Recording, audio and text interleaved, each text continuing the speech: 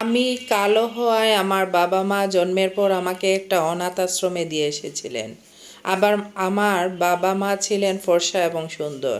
কিন্তু আমার গায়ের রং কালো হওয়াটা তারা মেনে নিতে পারেননি। তাই আমাকে অনাথ আশ্রমে রেখে এসেছিলেন।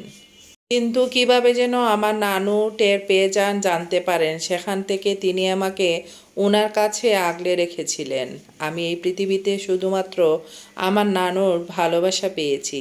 মামা মামি এবং ওনাদের সন্তানরা আমাকে কখনো আপন করে নিতে পারেনি।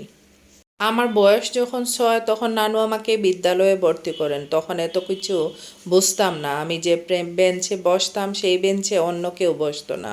তখন জানতাম না কেন তারা আমার সাথে বসতে চায় না। নিজের গায়ের ঘ্রাণ শুঁকে দেখতাম আমার থেকে কোনো দুর্গন্ধ বের হচ্ছে কিনা। কিন্তু আমার নাকে তো কোনো দুর্গন্ধ লাগতো না। মনে মনে খুশি হতাম এই ভেবে আমি আরামে বসতে পারবো। যখন মাঠে সবাই খেলতো তখন আমি জানালা দিয়ে দাঁড়িয়ে দাঁড়িয়ে তাদের খেলা উপভোগ করতাম। কেননা আমার সাথে কেউ মিশতে চাইতো না, খেলতে চাইতো না। আমি নানুর কাছে গিয়ে জিজ্ঞেস করতাম, আচ্ছা নানু, আমার গায়ের থেকে কি গন্ধ বের হয়? নানু বুক কুঁচকে বলতো, কই না তো, গন্ধ কেন আসবে? তুমি তো প্রতিদিন গোসল করো। তখন আমি আবার জিজ্ঞেস করতাম, তাহলে কেউ আমার সাথে মিশে না কেন নানু? জানো, আমার সাথে কেউ বসে না, কেউ আমার সাথে মিশতে চায় না, কেউ খেলে না। নানু শুধু চুপচাপ থাকতেন, কোনো প্রশ্নের জবাব দিতেন না। এভাবে ছোটো থেকে একাকিত্ব থেকেই আমাকে ঘিরে রেখেছিল। যখন আমার বয়স 12 তখন বুঝতে শিখলাম। তখন বুঝলাম তারা আমার গায়ের গন্ধের জন্য না, আমার গায়ের রঙের কারণে আমার সাথে আমার ক্লাসের কেউ মিশে না। আমি সেদিন থেকে আমার হাসি বন্ধ হয়ে গেল। সেদিন থেকেই আমি হাসি বন্ধ করে দিলাম। যখন মামি তাচ্ছিল্যের সাথে আমাকে বললেন, কিরে কালি, এত হাসিস কেন? তোর তো নিজের বাপ মাই অনাথ আশ্রমে ছাইড়া দিছিল, কেমনে এত খুশি থাকিস রে? আমি সেদিন আমার বড় একটা প্রশ্নের উত্তর পেয়েছিলাম। আমি জানতে পারলাম কেন প্যারেন্টস মিটিংয়ে আমার বাবা মায়ের পরিবর্তে আমার নানু যান। বুঝতে পারলাম স্কুল ছুটির পর যখন সবার বাবা মা নিজেদের বাচ্চার জন্য অপেক্ষা করেন, তখন আমার জন্য কেউ দাঁড়িয়ে থাকে না। আমাকে মা বলে কেউ কেন ডাকে না? রাগ করে মুখ ফুলিয়ে রাখলে কেউ কেন চকলেট দিয়ে কুলে তুলে অভিমান ভাঙায় না? এভাবেই আমি বড় হতে লাগলাম, নাড়ুর আদরে এবং সকলের অবহেলায়। ধীরে ধীরে সময় যেতে লাগলো। আমি কলেজে উঠলাম। মামির অত্যাচার আরও কয়েক গুণ বেড়ে গেল। আমার বয়স বেড়ে যাচ্ছে, আমাকে বিদায় কেন করছে না, এসব নিয়ে ঘরে নানু আর মামির মধ্যে ঝগড়া শুরু হয়ে গেল।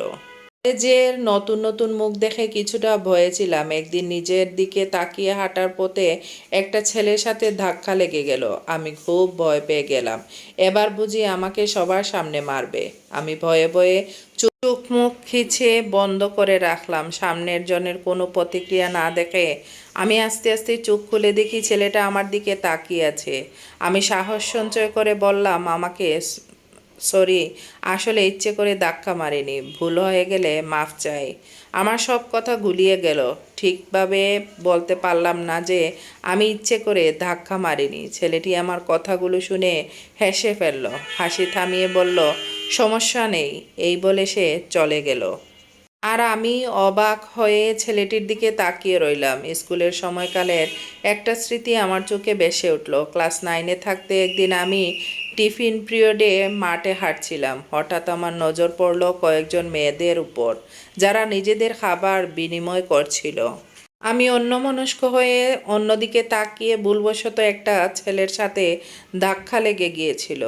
আমি সরি বলার পরও সেই ছেলেটা আমাকে থাপ্পড় বসিয়ে দিল। আমি জলভরা চোখে ছেলেটির দিকে তাকিয়ে বলে উঠলাম, ইচ্ছে করে ধাক্কা খাইনি।